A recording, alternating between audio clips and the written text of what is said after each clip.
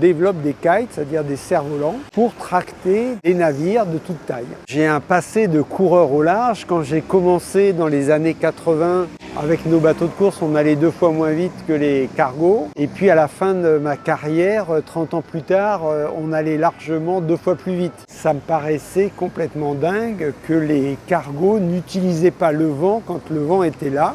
Et en regardant toutes les solutions, et le kite m'a paru la plus intéressante, celle qui cochait toutes les cases. Et donc je me suis lancé dans l'aventure en créant Beyond the Sea. On développe des kites, c'est-à-dire des cerfs-volants, pour tracter les navires de toute taille. C'est vraiment la solution idéale, facile à installer, ça ne prend pas de place, ça ne gêne pas dans les manœuvres de port. S'il y a la tempête, on le rentre.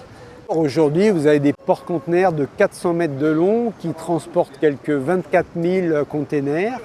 Mais en fait, ils ont finalement un tout petit moteur. Et donc, on est capable, quand le vent est favorable, de vraiment réduire la manette des gaz. Un kite facilement peut faire économiser 20% un armateur sur un bateau déjà existant. Il faut qu'il y ait une vingtaine de km/h de vent.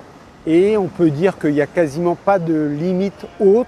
Mon espoir, c'est que d'ici 5 ans, la moitié de la flotte mondiale soit équipée de kites, que ce soit les bateaux de pêche, les yachts et surtout les cargos de marine marchande.